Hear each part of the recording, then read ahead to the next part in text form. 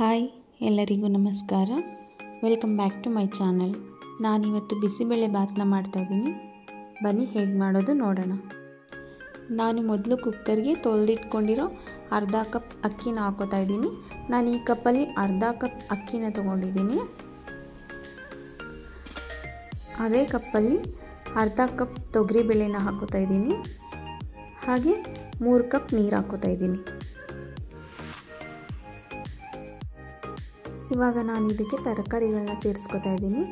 Beans, carrot, ನವಿಲುಕೋಸು, ಹಾಗೆ 1/4 tea spoon ಅರಿಶಿನ ಪೌಡರು, ರುಚಿಗೆ ತಕ್ಕಷ್ಟು ಉಪ್ಪು, ಹಾಗೆ 1 ಸ್ಪೂನ್ ಎಣ್ಣೆನ ಸೇರಿಸ್ಕೊಂಡು ಇದನ್ನು 3 ವಿಷಲ್ ಬರ್ಸ್ಕೊತಾ ಇದ್ದೀನಿ.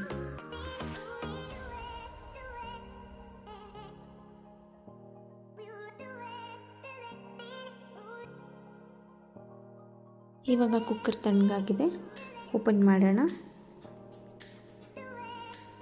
ಇದು ಸ್ವಲ್ಪ ಗಟ್ಟಿಯಾಗಿರುತ್ತೆ.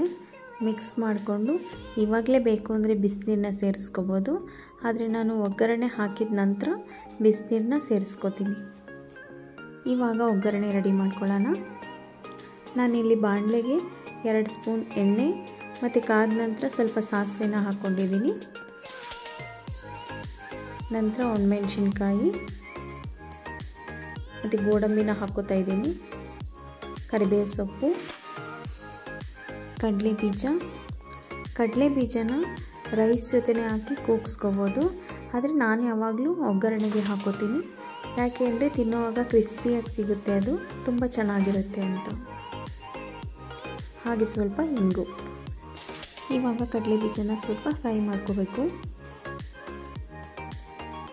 ಇವಾಗ ಕಡಲೆ ಬೀಜ ಫ್ರೈ ಆಗಿದೆ. ನಾನು ಇದಕ್ಕೆ ಈರುಳ್ಳಿನ ಸೇರಿಸ್ಕೊತಾ ಇದ್ದೀನಿ. ಇವಾಗ ಈರುಳ್ಳಿ ಫ್ರೈ ಆಗಿದೆ.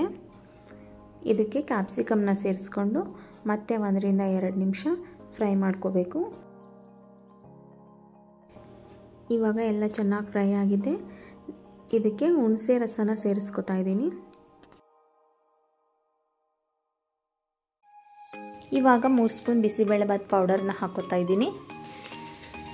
ಇದನ್ನು ಚೆನ್ನಾಗಿ ಮಿಕ್ಸ್ ಮಾಡಿಕೊಂಡು ಇದಕ್ಕೆ ನೀರು ಹಾಕ್ಕೊಂಡು 1-2 ನಿಮಿಷ ಬೇಯಿಸ್ಕೋಬೇಕು.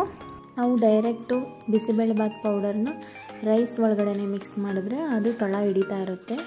ಆದ್ದರಿಂದ ಒಗ್ಗರಣೆಗೆ ಪೌಡರನ್ನ ಹಾಕ್ಕೊಂಡು ಬೇಯಿಸ್ಕೊತಾ ಇದ್ದೀನಿ.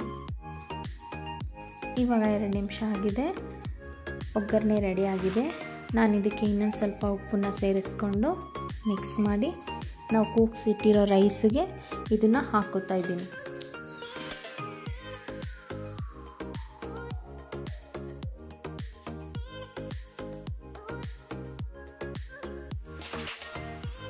ಇವಾಗ ಇದನ್ನೆಲ್ಲ ಚೆನ್ನಾಗಿ ಮಿಕ್ಸ್ ಮಾಡ್ಕೋಬೇಕು.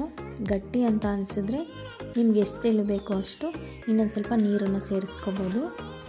ನಾನು ಬಿಸಿನೀರನ್ನ ಕಾಯಿಸಿಟ್ಕೊಂಡಿದ್ದೆ, ಅದನ್ನು ಸೇರಿಸ್ಕೊಂಡು ಮಿಕ್ಸ್ ಮಾಡ್ಕೋತಾ ಇದ್ದೀನಿ.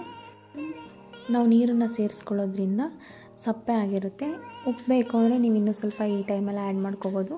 ನಾನು ಒಗ್ಗರಣೆ ಟೈಮಲ್ಲೇ ಹಾಕಿದ್ದೆ, ಅದರಿಂದ ನಾನು ಉಪ್ಪು ಸೇರಿಸ್ತಾ ಇಲ್ಲ. ರೈಸು ಒಗ್ಗರಣೆ ಎಲ್ಲ ಚೆನ್ನಾಗಿ ಇಟ್ಕೋಬೇಕು ಅಂತಂದರೆ 1-2 ರಿಂದ 3 ನಿಮಿಷ ಸಣ್ಣ ಊರಿನಲ್ಲಿ ಇಟ್ಕೋಬೇಕು ಮತ್ತು ತಿರುಗಿಸ್ತಾ ಇರಬೇಕು. ಇಲ್ಲಾಂದರೆ ತಳ ಹಿಡಿಯೋ ಚಾನ್ಸಸ್ ಇರುತ್ತೆ. ಇವಾಗ 1-2-3 ನಿಮಿಷ ಆಗಿದೆ. ಬಿಸಿಬೇಳೆಬಾತ್ ರೆಡಿ ಆಗಿದೆ. ಸರ್ವ್ ಮಾಡ್ಕೊಳ್ಳೋಣ. ಯಾರೆಲ್ಲ ನನ್ನ ವಿಡಿಯೋನ ನೋಡ್ತಾ ಇದ್ದೀರಾ, ನಿಮಗೆ ಈ ರೆಸಿಪಿ ಇಷ್ಟ ಆಗಿದ್ದರೆ ಒಂದು ಲೈಕ್ ಕೊಡಿ, ಹಾಗೆ ಕಮೆಂಟ್ ಮಾಡಿ. ಇನ್ನೂ ನೀವು ನನ್ನ ಚಾನಲ್ಗೆ ಸಬ್ಸ್ಕ್ರೈಬ್ ಆಗಿಲ್ಲ ಅಂದರೆ ಸಬ್ಸ್ಕ್ರೈಬ್ ಮಾಡ್ಕೊಳ್ಳಿ. Thank you.